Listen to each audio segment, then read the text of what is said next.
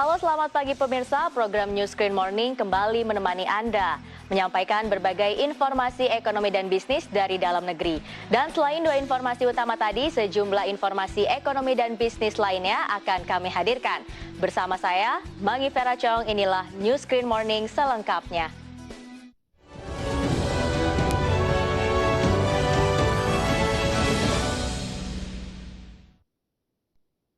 Kita mulai informasi hari ini pemirsa. Kementerian Keuangan memastikan akan menjaga disiplin fiskal dalam APBN, tetap mengacu pada prinsip ekspansif dan konsolidatif selama 3 tahun ke depan. Kemenq mengklaim hal tersebut mampu menjaga kepercayaan pasar dan menimbulkan stabilitas makroekonomi dalam negeri.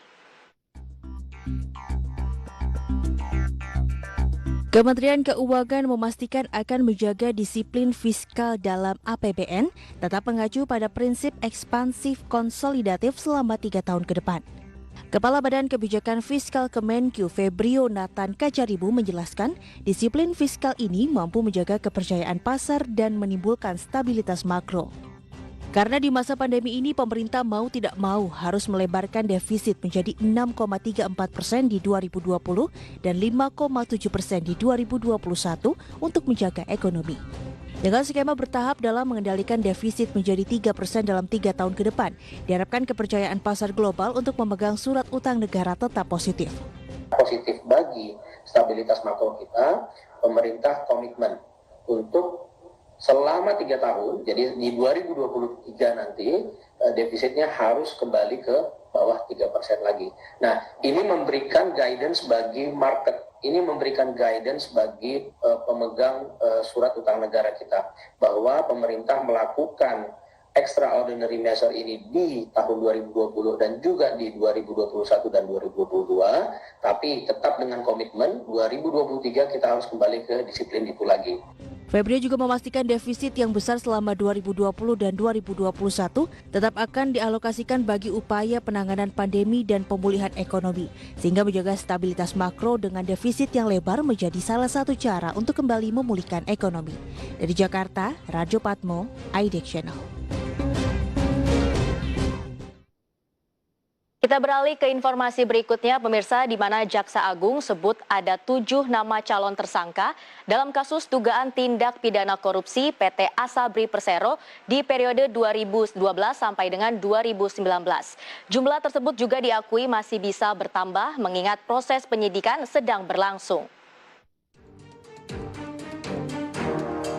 Dalam rapat kerja dengan Komisi 3 DPR RI, Jaksa Agung Sadi Tiar Burhanuddin mengungkapkan ada 7 nama calon tersangka dalam kasus dugaan tindak pidana korupsi, pengelolaan keuangan dana investasi PT Asabri periode 2012-2019. Meski demikian, Burhanuddin mengaku belum bisa menyampaikan nama-nama calon tersangka karena masih dilakukan pendalaman. Jumlah tersebut juga diakui masih bisa bertambah mengingat proses penyidikan sedang berlangsung. Perkara lidik PT Asabri dalam tindak pidana asuransi dan dana pensiun saat ini dalam tahap P17. Atas nama terdakwa Ruslan Buton dalam perkara IT sedang masih dalam proses persidangan di PN Jakarta Selatan. Atas nama tersangka Muhammad Said Didu dalam perkara IT sedang dalam tahap P17. Atas nama terpidana Brigjen Polisi Prasetyo Utomo, Novia Kolopaking dan Joko Chandra dalam perkara pemalsuan. 7. Atas nama tersangka Beni Cokro Saputro dan kawan-kawan dalam perkara penipuan penggelapan TPPU masih dalam tahap P20. Sebelumnya, Kejaksaan Agung telah menaikkan status kasus dugaan korupsi Asabri dari penyelidikan ke penyidikan. Dalam perkara, Badan Pemeriksa Keuangan menaksir kerugian PT Asabri mencapai 16 triliun rupiah. Pelaku diduga orang yang sama dengan pembobol PT Asuransi Jiwasraya, yakni Heru Hidayat dan Beni Cokro Saputro. Penyidik menemukan ada irisan antara aset yang disita dalam kasus Jiwasraya dan aset yang tersangkut di PT Asabri. Dari Jakarta, Bayu Pradana, Ahmad Muharlin, IDX Channel. Ya pemirsa, Komisi 4 Dewan Perwakilan Rakyat RI membeberkan biang kerok yang menghambat penyaluran pupuk subsidi. Hal itu disebabkan kacaunya sistem distribusi di sejumlah kabupaten kota yang belum menerbitkan surat keputusan pupuk bersubsidi. Ketua Komisi 4 DPR RI dari fraksi PDIP, Sudin, mengatakan ada 57 kabupaten yang belum menerbitkan SK pupuk bersubsidi. Pihaknya meminta Menteri Pertanian Syahrul Yassin Limpo dan Pupuk Indonesia Holding Company melakukan terobosan agar penyaluran pupuk subsidi bisa lebih cepat. Sudin juga meminta Pupuk Indonesia Holding Company berkoordinasi dengan Kementerian Dalam Negeri tentang belum adanya kabupaten atau kota yang mengeluarkan SK pupuk bersubsidi.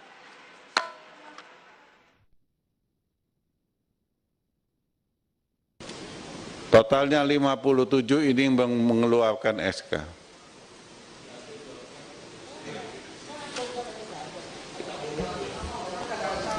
Ini harusnya PIHC ada komunikasi dengan Menteri Dalam Negeri. Jadi jangan nanti kalau pupuknya belum ada di Garut, menterinya yang salah. Kemudian PIHC-nya yang salah. Ini harus jadi perhatian juga ini. Saya juga minta tolong kepada saudara menteri sama saudara dirut PIHC, buatlah terobosan bagaimana tidak bulak-balik. Kecamatan, kabupaten, provinsi, kementerian, provinsi, kabupaten. Ini loh. Coba cari terobosan yang baik. Ayo kita pikirkan sama-sama bagaimana membuat simpel. Hari ini, dari Sabtu, Minggu, Senin, ratusan saya di SMS, di WA, di Lampung. Menteri Pertanian Syahrul Yassin Limpo menjawab berbagai permasalahan pupuk subsidi. Salah satunya adalah soal efektivitas anggaran pupuk subsidi terhadap produksi pertanian di Indonesia yang sempat disorot oleh Presiden Jokowi. Selain itu, pupuk subsidi juga dikaitkan dengan masalah kelangkaan setiap tahun. Mentan mengklaim selama ini pemerintah di tingkat pusat telah melaksanakan program dengan baik. Namun Mentan mensinyalir adanya keterlambatan birokrasi di sisi pemerintah daerah yang membuat ketersediaan pupuk menjadi langka.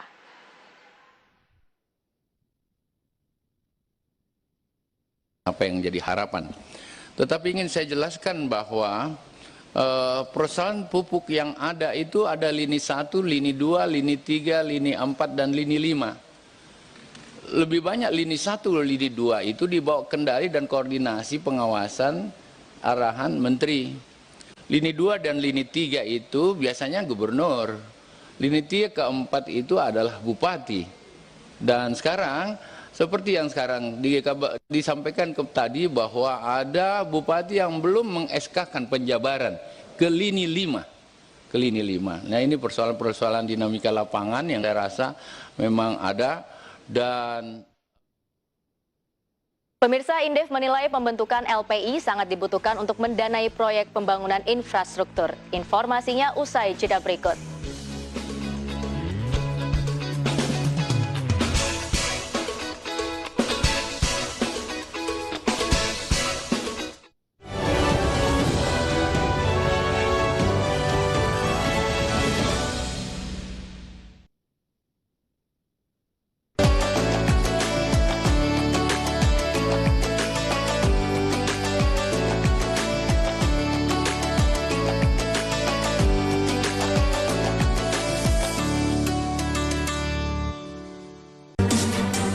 Senang sekali saya David San Ovo dan dapat hadir menemani Anda dalam program spesial dialog webinar on TV.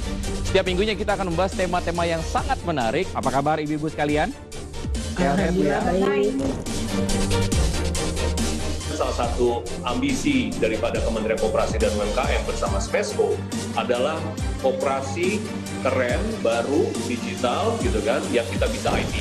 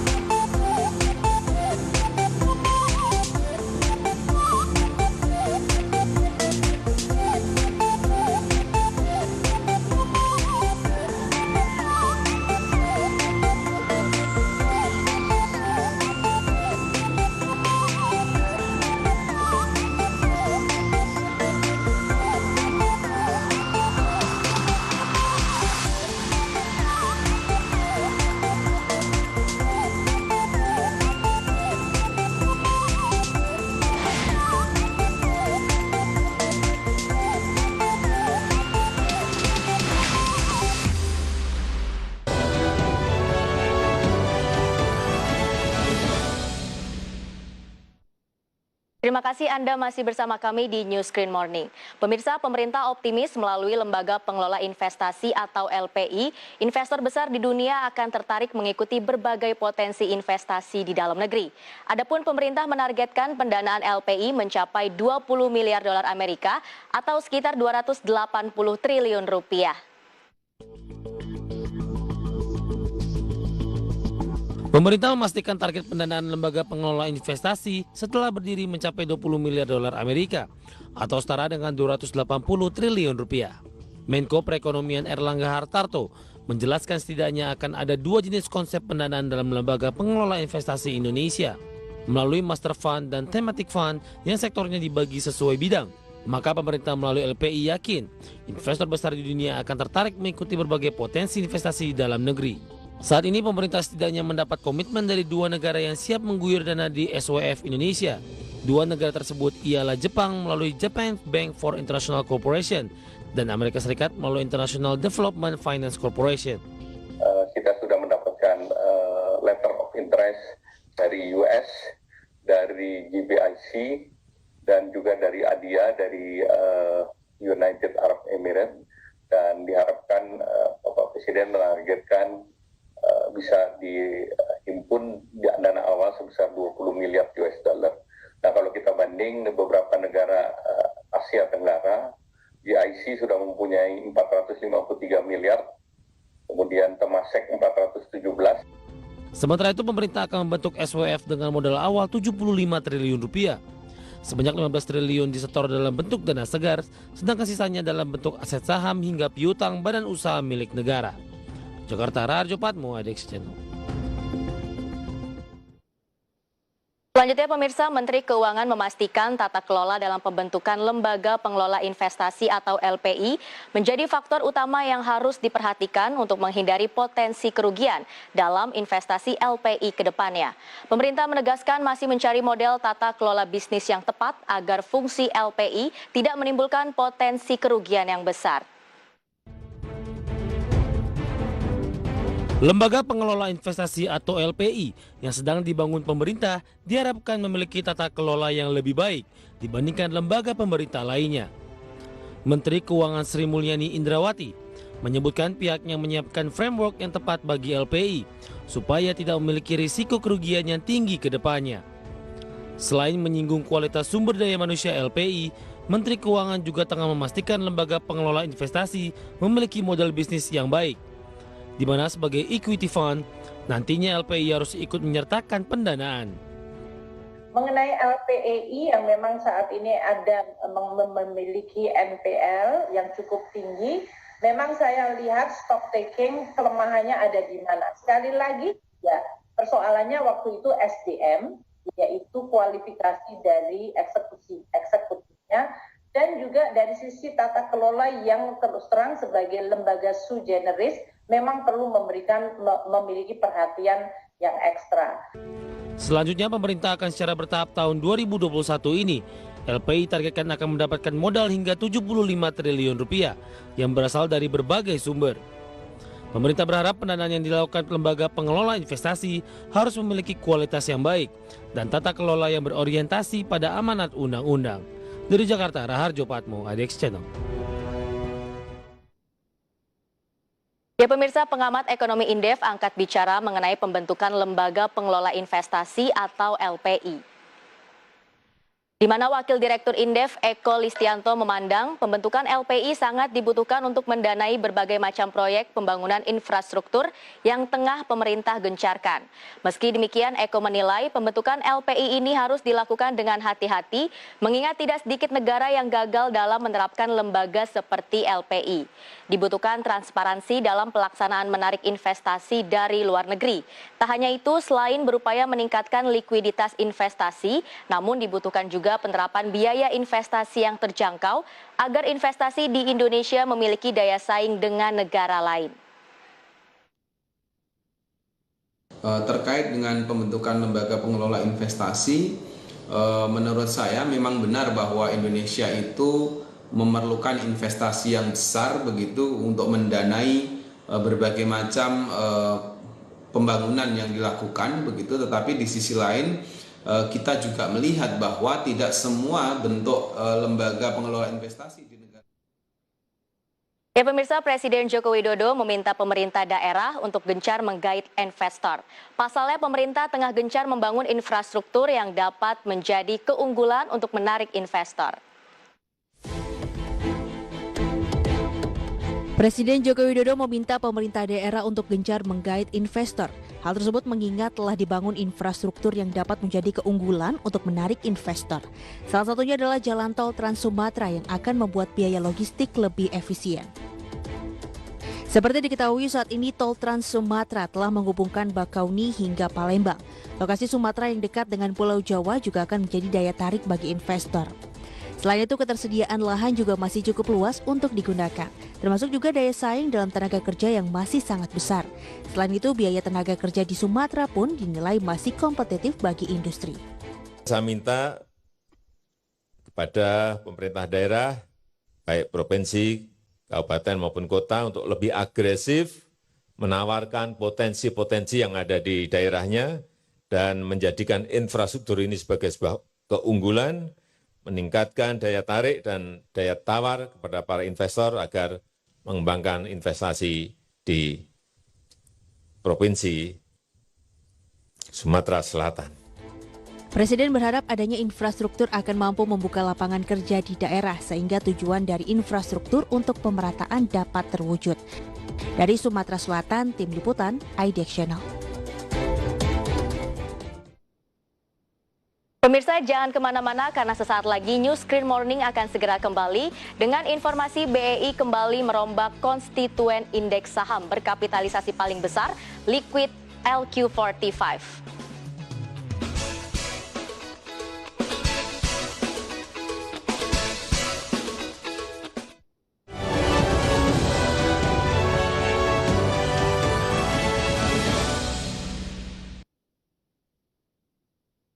Ya, Otoritas Jasa Keuangan telah resmi menerbitkan belit yang mengatur modal inti minimum bank. Dengan penerbitan aturan ini, bank ini heavily regulated, Mas.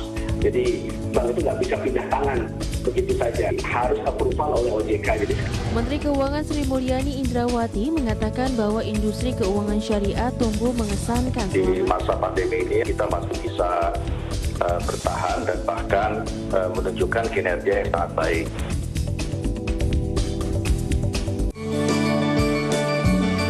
Saya kedatangan tamu nih, kasih ide dari pesantren. Dia bilang, kenapa sih kita nggak buat suatu kosmetik yang islami, bagus, harganya bersaing. Betulnya usaha ini sukses bukan karena saya ya. Usaha sukses karena karyawan saya. Tahun 90 saya dapat cobaan lah ya, ujian dari Allah, kebakar habis, minus. Kenapa saya bisa bangkit kembali? Yang saya pikirkan nasib karyawan.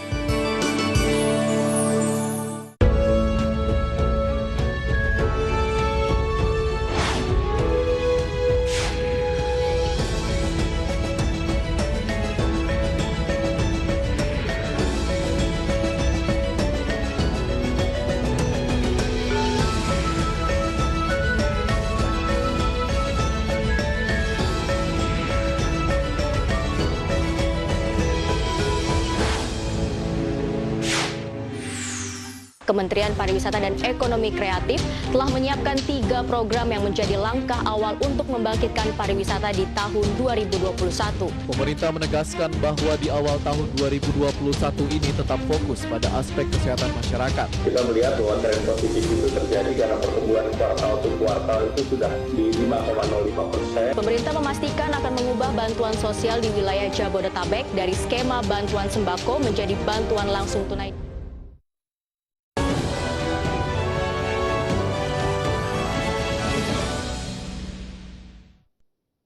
Terima kasih pemirsa, Anda masih bersama kami di News Screen Morning. Bursa Efek Indonesia atau BEI kembali merombak konstituen indeks saham berkapitalisasi besar paling liquid LQ45 untuk periode 6 bulan ke depan. Dalam evaluasi mayor rutin, 2 saham tercatat masuk dan 2 saham dikeluarkan dari konstituen LQ45. Berdasarkan pengumuman Bursa Efek Indonesia, 2 saham yang masuk konstituen LQ45 untuk periode Februari sampai dengan Juli 2021 adalah PT Medco Energi Internasional Tbk atau MEDC dan PT Chandra Asri Petrochemical Tbk atau TPIA. Sedangkan 2 saham yang keluar dari LQ45 adalah PT Surya Citra Media Tbk atau SCMA dan PT Sri Rejeki Isman Tbk atau SRIL. Daftar saham baru tersebut di atas mulai berlaku tanggal 1 Februari 2021.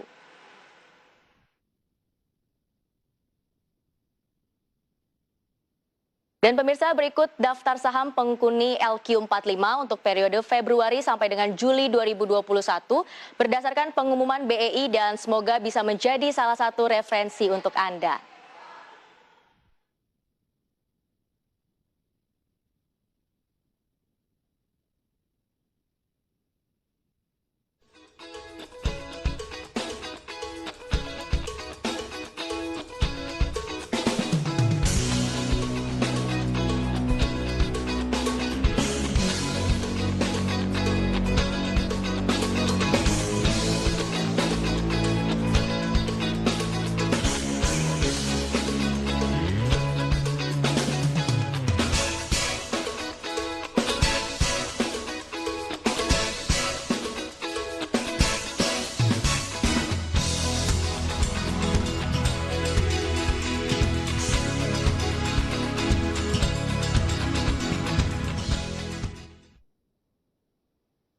Sementara itu pemirsa, PT Bursa Efek Indonesia atau BEI mengumumkan telah melakukan evaluasi indeks IDX 30. Evaluasi mayor yang dilakukan pada Januari 2021 ini untuk menetapkan daftar saham dan menyesuaikan bobot atas saham-saham yang digunakan untuk perhitungan indeks IDX 30.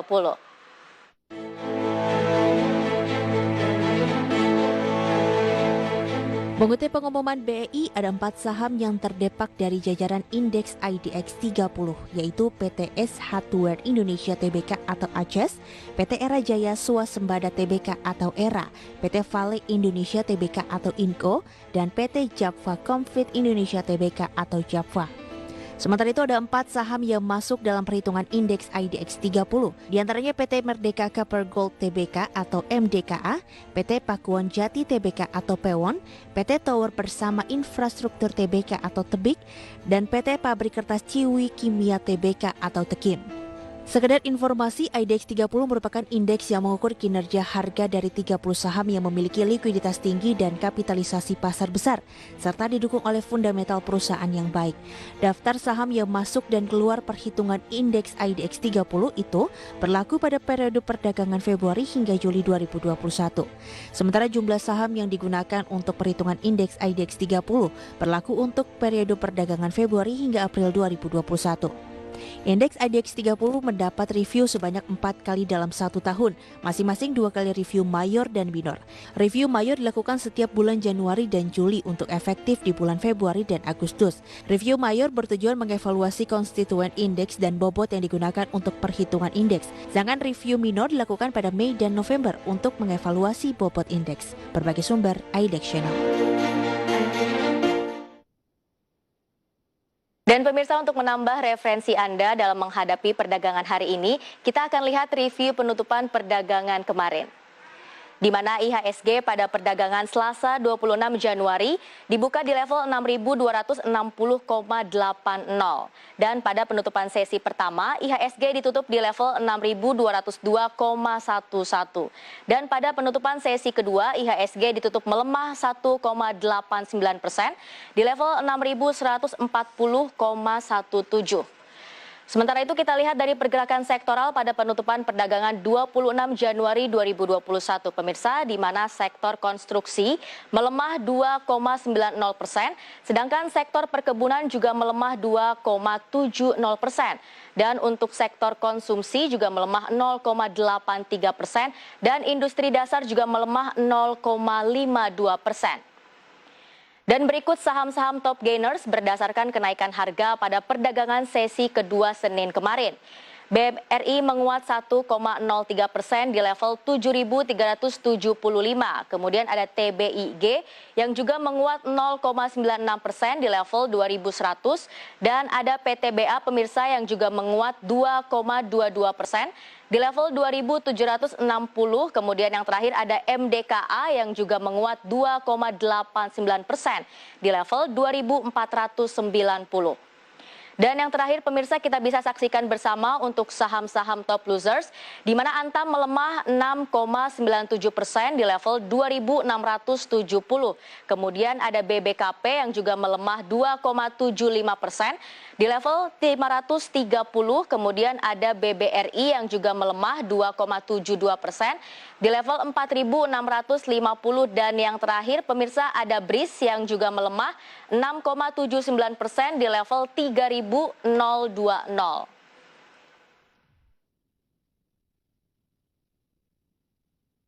Ya pemirsa, informasi tadi sekaligus menutup perjumpaan kita di News Screen Morning kali ini. Saksikan News Screen Morning setiap Senin sampai dengan Jumat pukul 8 waktu Indonesia Barat. Dan perbaharui terus informasi ekonomi dan bisnis Anda dengan menyaksikan IDX Channel, Your Trustworthy Economic, Business and Capital Market Channel. Saya Mangi Vera Chong, terima kasih dan sampai jumpa.